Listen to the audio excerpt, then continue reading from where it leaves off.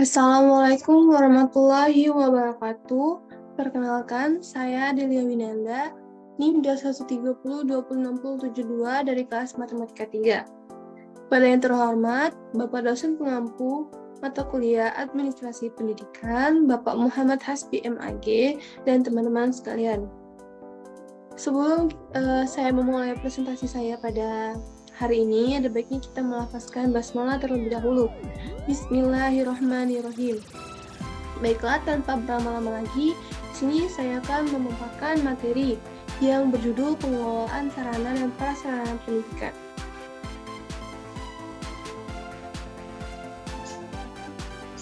Pengertian sarana dan prasarana pendidikan. Dalam Kamus Besar Bahasa Indonesia mengatakan bahwa sarana adalah segala sesuatu yang dipakai sebagai alat dalam mencapai maksud dan tujuan. Sedangkan prasarana adalah penunjang terselenggaranya suatu proses, usaha, pembangunan, proyek, dan sebagainya. Jadi, sarana dan prasarana merupakan hal yang sangat menunjang atas tercapainya suatu tujuan dari pendidikan. Pengelolaan sarana dan prasarana. Suatu proses kegiatan perencanaan, pengorganisasian, pengadaan, pemeliharaan, penghapusan, dan pengendalian logistik, adapun perlengkapan yang terkait dalam pendidikan di sekolah. Administrasi sarana dan prasarana pendidikan. Seluruh proses kegiatan yang direncanakan dan diusahakan secara sengaja dan bersungguh-sungguh, serta pembinaan secara kontinu terhadap benda-benda pendidikan. Ruang lingkup sarana dan prasarana pendidikan. Yang pertama, sarana. Umumnya mencakup semua peralatan untuk perlengkapan yang secara langsung dapat digunakan dan menunjang dalam proses pendidikan, seperti gedung, ruang belajar atau kelas, alat-alat media pendidikan, meja, kursi, dan sebagainya. Kedua, prasarana. Fasilitas yang secara tidak langsung menunjang jalannya proses pendidikan seperti halaman, kebun atau taman sekolah, dan jalan menuju ke sekolah. Prinsip-prinsip dasar sarana dan prasarana pendidikan.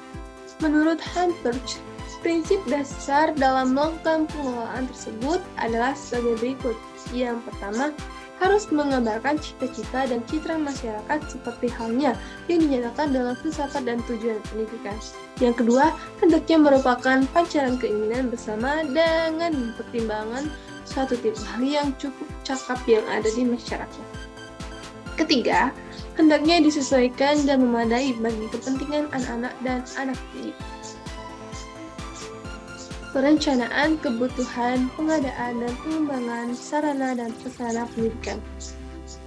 Yang pertama itu ada perencanaan pengadaan tanah untuk gedung atau bangunan sekolah. Yang kedua ada perencanaan pengadaan bangunan gedung atau bangunan sekolah. Yang ketiga, perencanaan pembangunan bangunan gedung sekolah. Yang keempat, perencanaan pengadaan perabotan dan perlengkapan sekolah. 5. Pengadaan sarana dan prasarana pendidikan.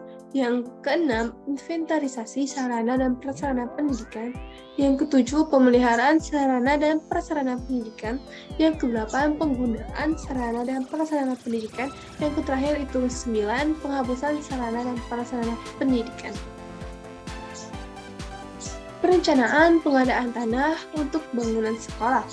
Yang termasuk tanah sekolah adalah lapangan sekolah, taman sekolah, dan lapangan olahraga dan sebagainya.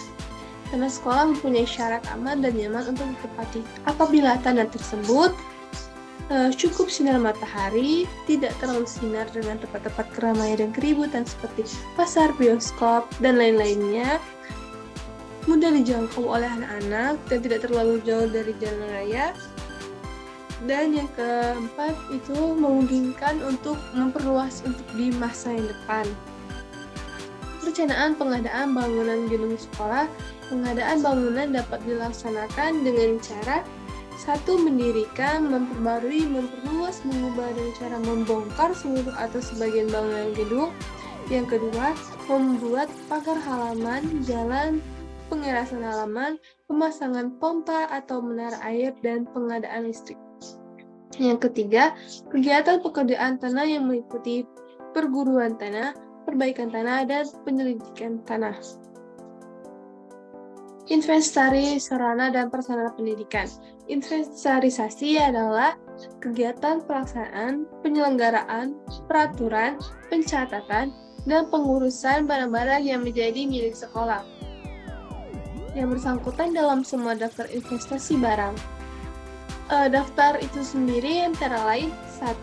Kartu inventaris ruangan, kedua kartu inventaris barang, dan yang ketiga buku inventaris.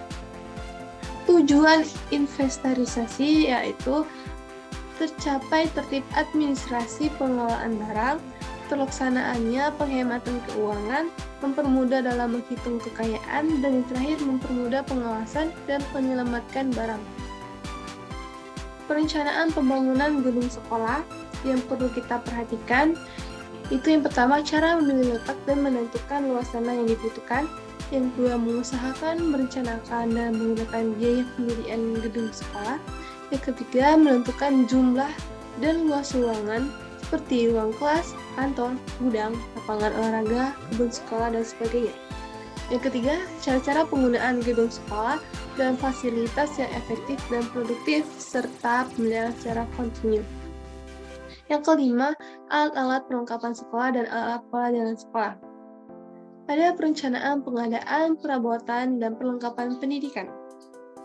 Perabot adalah barang yang bergerak secara tidak langsung dipergunakan dalam kegiatan belajar mengajar dan berfungsi sebagai tempat duduk, menulis, istirahat, penyimpanan alat.